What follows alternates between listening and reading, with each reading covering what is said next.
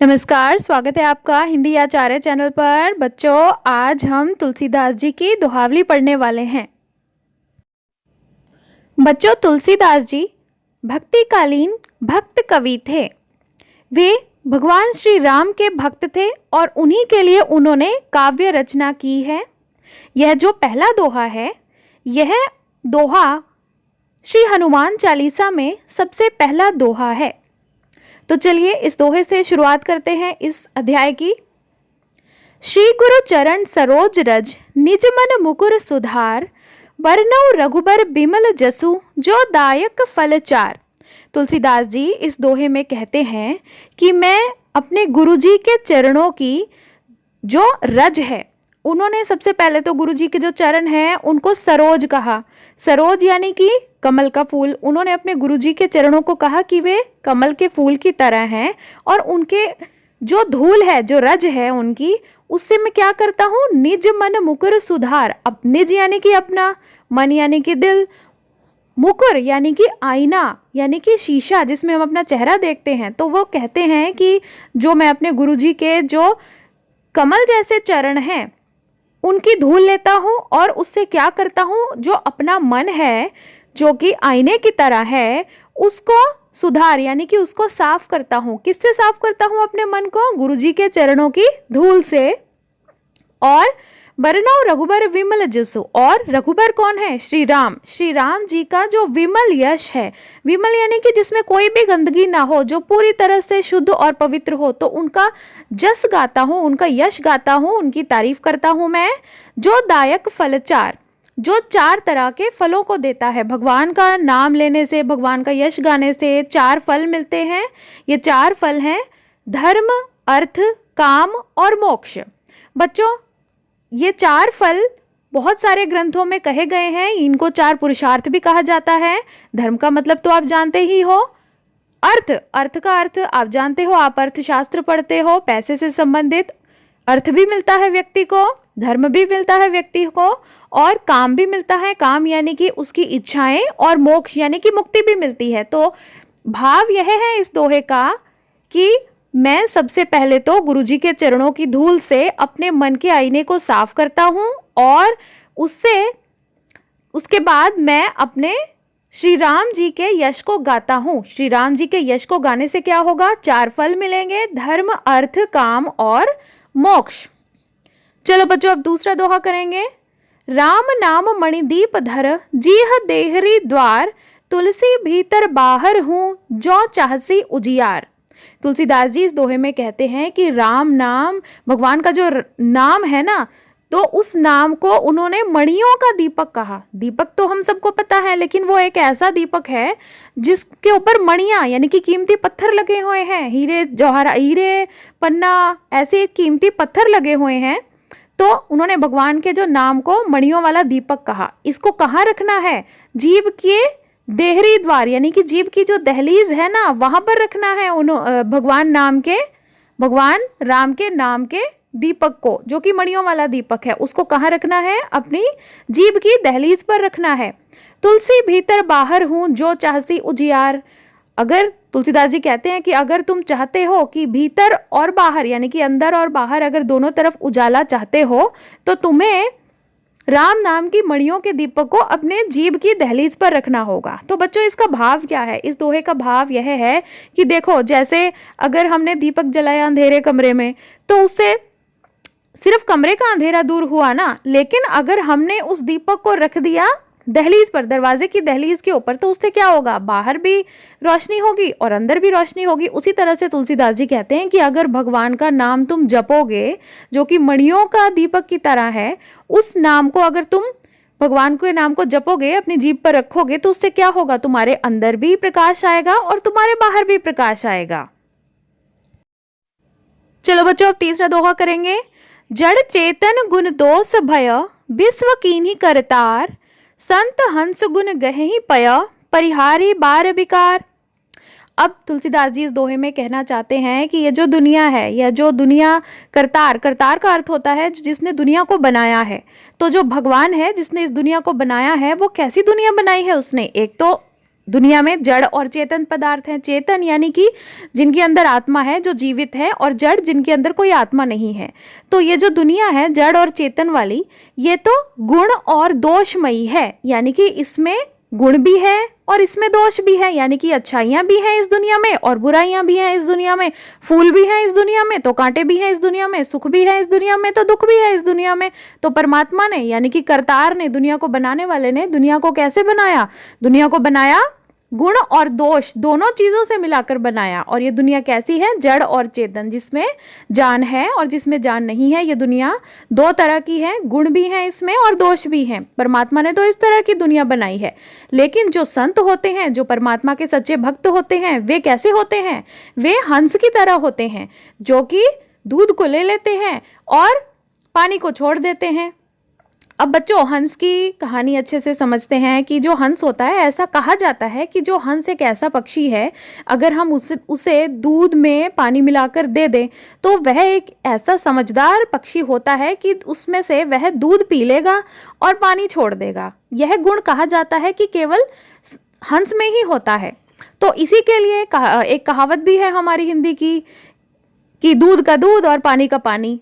तो इसीलिए तो जो संत लोगों को तुलसीदास जी ने कहा कि वे तो हंस की तरह हैं, वे तो केवल दूध लेते हैं, पानी छोड़ देते हैं। यानी कि परमात्मा ने तो गुण और दोष यानी कि अच्छाई और बुराई दोनों मिलाकर दुनिया बनाई। लेकिन हंस की तरह हमारे संत लोग हैं, परमात्मा के जो सच्चे भक्त हैं, वे कैसे होते हैं? वे इस संसार की बुराइयों पर ध्यान नहीं देते, वे केवल हंस की तरह केवल दूध को ही ग्रहण करते हैं। यानी कि इस दुनिया में जो अच्छाइयां हैं वे उन्हीं को ग्रहण करते हैं।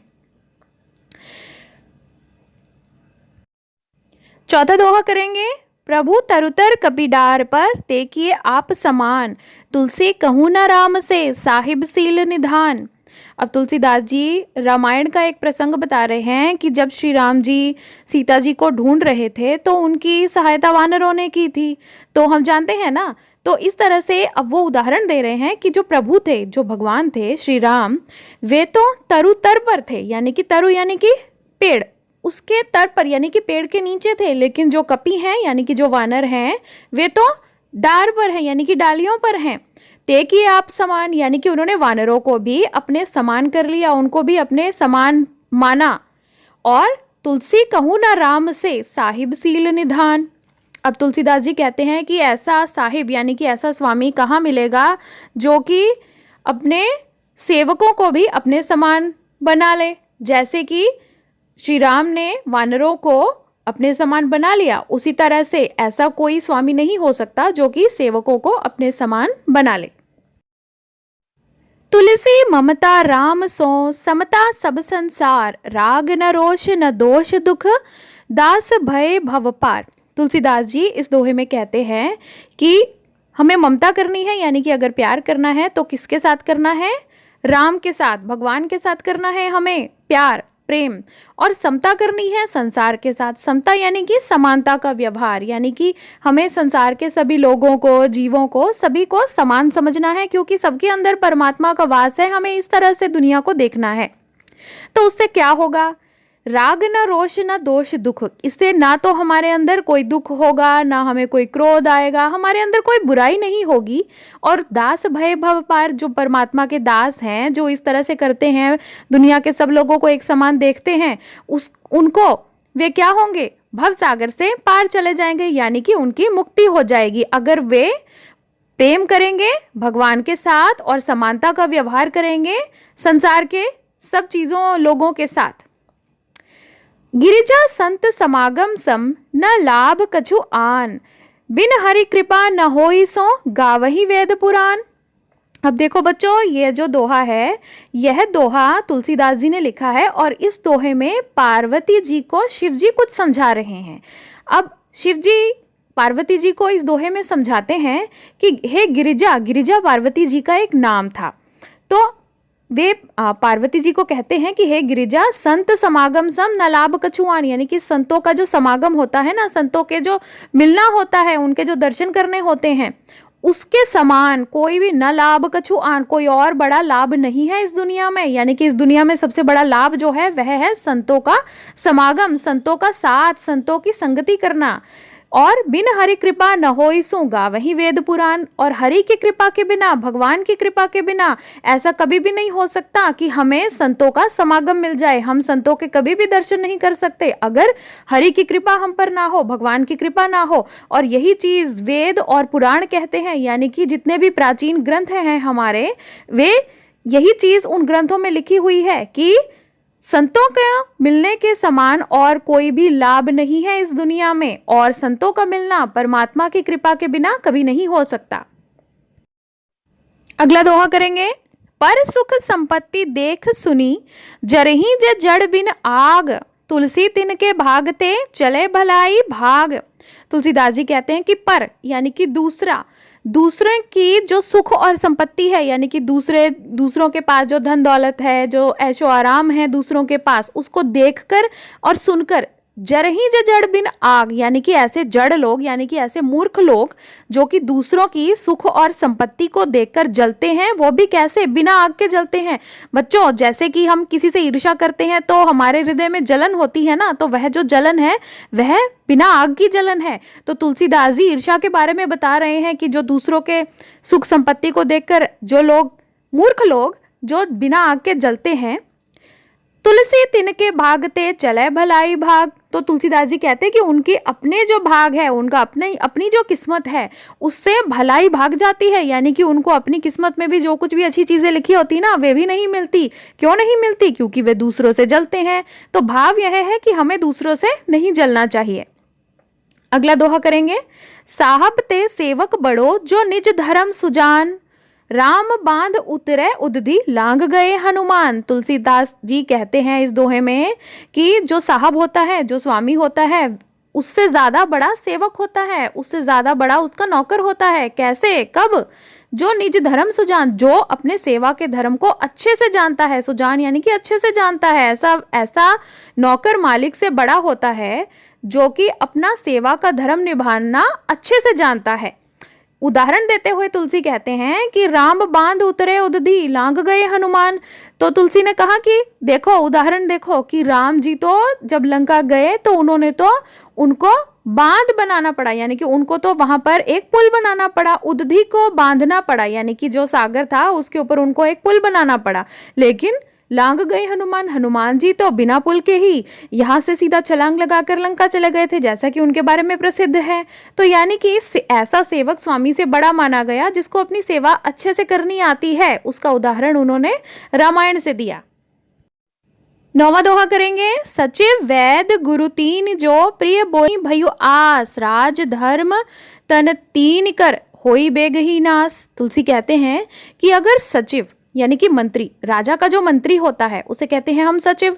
वैद यानी कि हकीम, जो आयुर्वेदिक डॉक्टर कहा जाता है जिसे, और गुरु तो आप जानते ही हो, आध्यात्मिक ज्ञान देने वाला या फिर वैसे हमें दुनियावी ज्ञान देने वाला गुरु। अगर ये तीनों लोग, कौन कौन?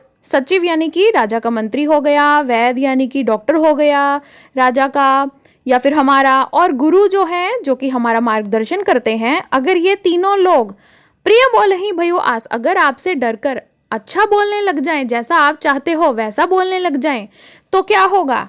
राजा का राज्य चला जाएगा। अगर उसके मंत्री वही बोलते हैं जो वह सुनना चाहता है, कड़वी सच्चाई नहीं सुनना चाहता, तो क्या होगा? राजा का राज्य नाश हो जाएगा। और अगर वैद्य हमें झूठ बोलने लग पड़ा, जो हम चाहते हैं वैसा ही मानने लग पड़ा, कि अगर हम कुपथ्य करना चाहते हैं, अगर हम गलत चीजें खाना चाहते हैं जिससे हमारा रोग बढ़े, तो उससे क्या होगा? हमारे शरीर का नाश हो जाएगा। और गुरु, अगर जो हमें सही रास्ता बताने वाला है वह ही अगर हमारी हाँ में हाँ मिलाने लगे, तो क्या होगा? तो हमारा जो धर्म है वह नहीं बच सकता।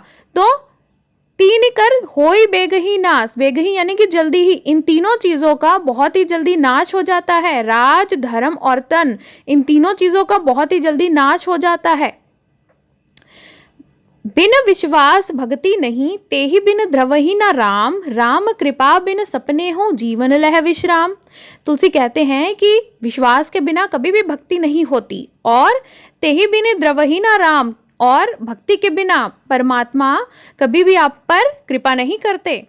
और राम कृपा बिन सपने हूँ, राम की कृपा के बिना हमें कभी भी सपने में भी जीवन लह विश्राम, कभी भी आराम नहीं मिल सकता। हमें सपने में भी आराम नहीं मिल सकता भगवान की कृपा के बिना। और भगवान की कृपा हमें कब मिलती है? अगर हम भक्ति करते हैं। और भक्ति हम कब कर सकते हैं? अगर हमारे मन में विश्वास होगा तब।